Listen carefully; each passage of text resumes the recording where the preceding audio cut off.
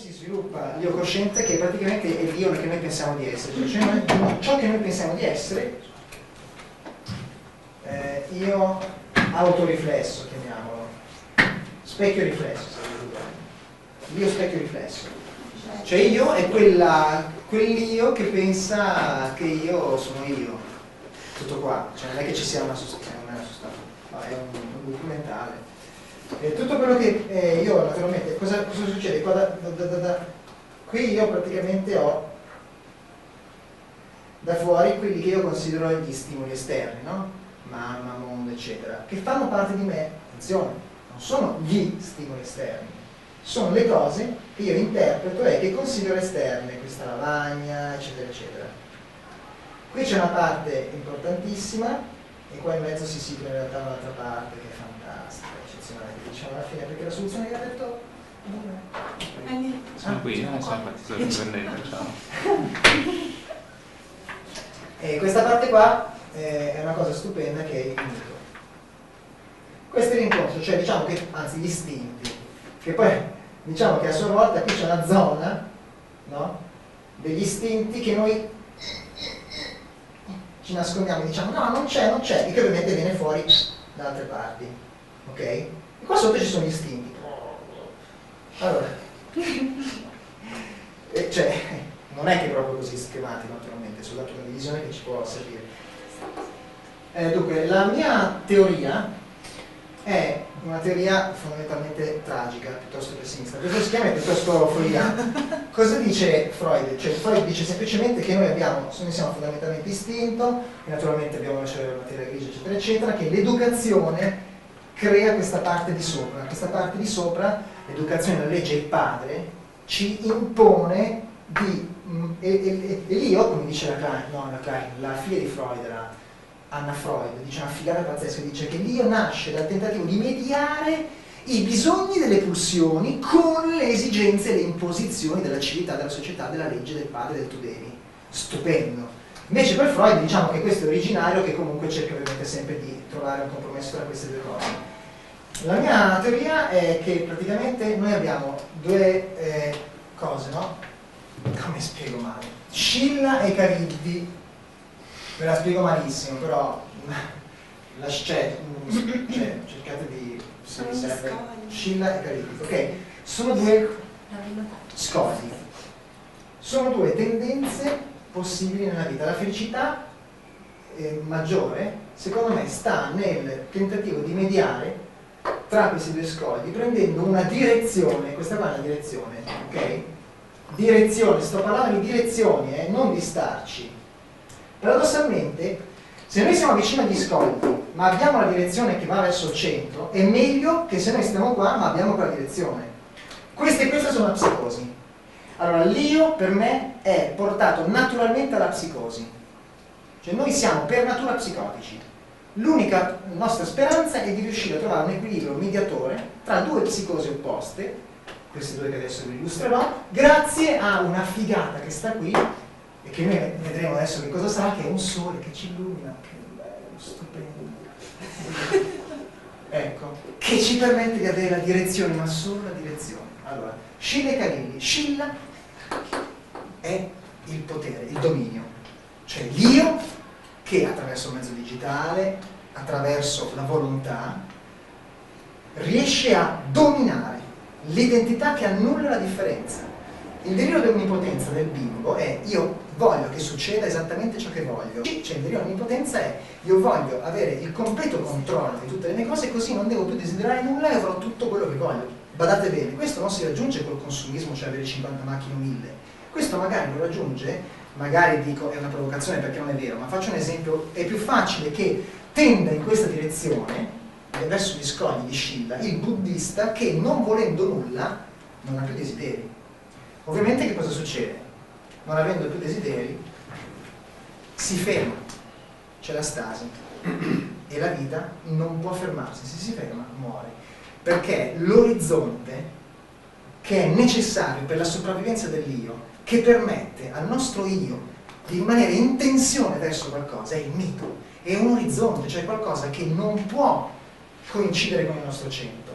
Se implode in noi, l'orizzonte del mito, cioè degli ideali, dei concetti, delle speranze, dei sogni, di ciò che vogliamo desiderare, noi ci fermiamo, moriamo e diventiamo macchina.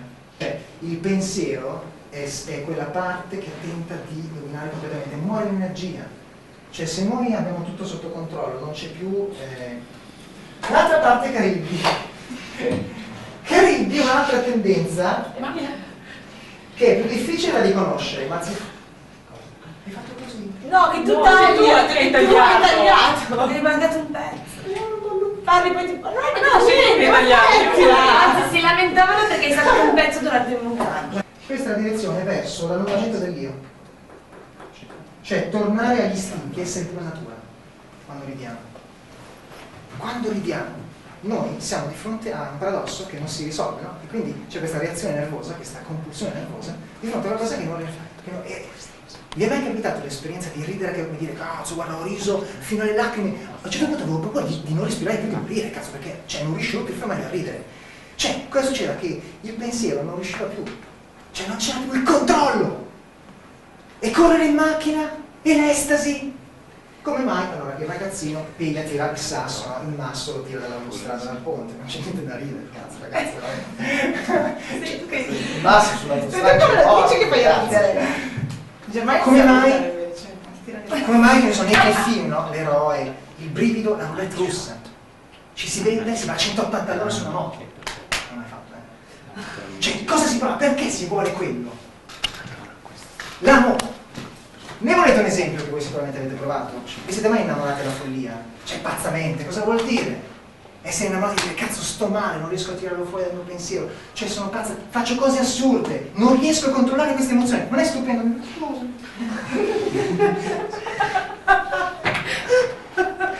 Non è stupendo? Cioè, che cos'è quello? Perché è bellissimo quello? Beh, anche odiare è meraviglioso, c'è anche odiare che livelli sulle prove.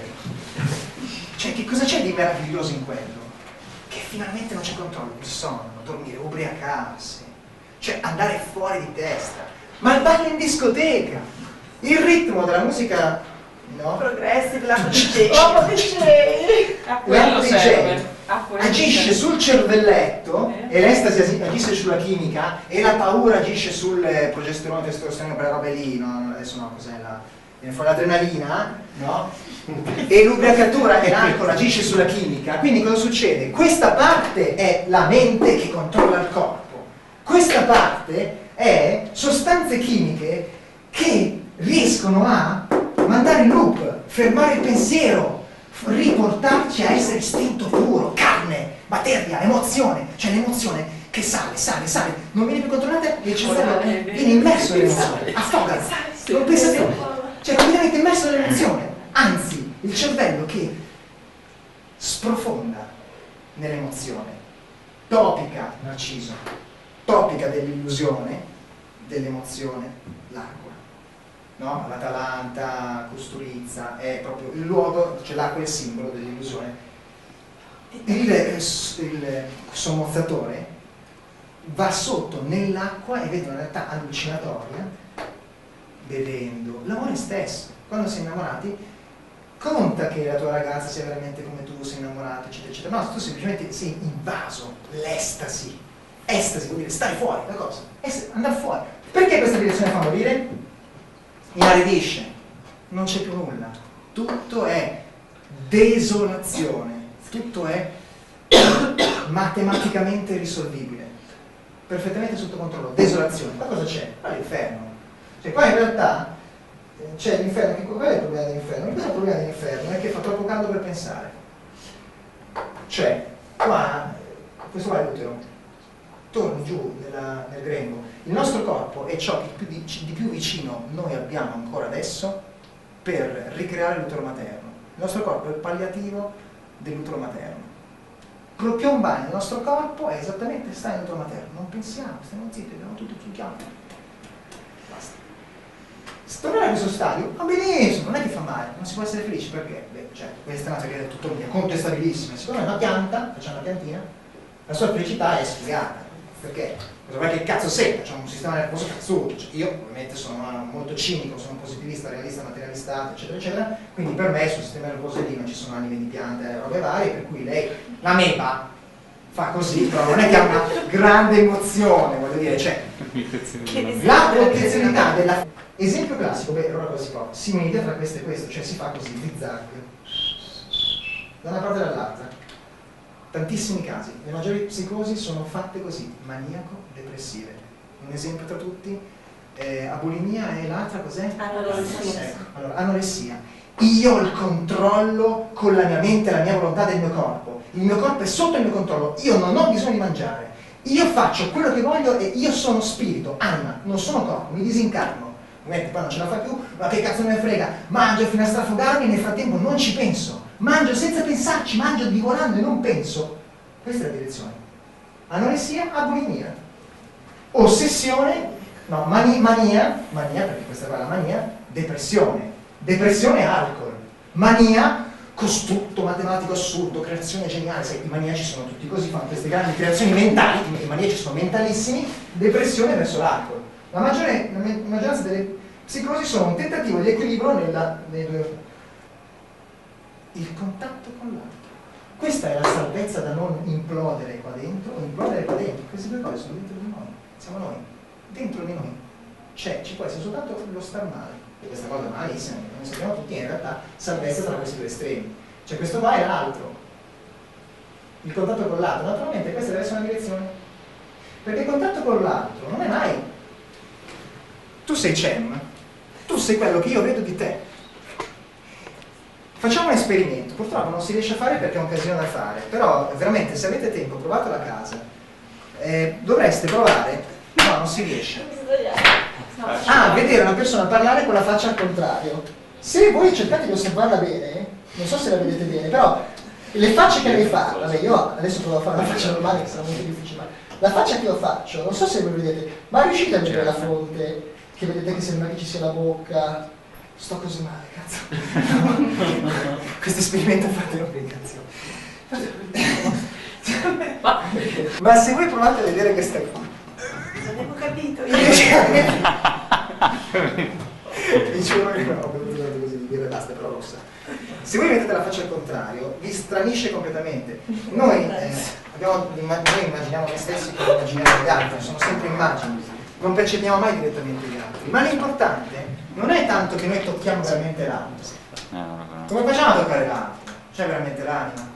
Ma se l'anima veramente c'è, e non è quella che appare, perché ciò che appare, tutto ciò che appare si corrompe e decade, se l'anima c'è, non appare. Quindi, posto che l'anima ci sia, non ci si entra in contatto. Quindi tutto quello che appare dell'altro è aleatorio, mutevole, interpretato, legato a come noi viviamo l'altro. Non importa, l'importante è che la mia direzione sia il più a fondo possibile dentro di te. La correzione viene fatta dall'ascolto. Ah sì, tu sei veramente la donzella che oh ragazzi stai calmo, e io già mi registro meglio, dico, ah no, forse non sei tu, no, ascolta me, io sto andando a fare la spesa, mi accompagni?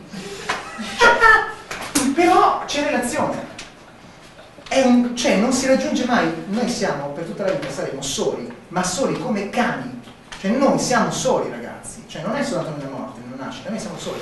Nessuno è dentro di noi, nessuno mai entrerà dentro di noi nelle nostre emozioni. Noi le nostre emozioni agli altri non le daremo mai.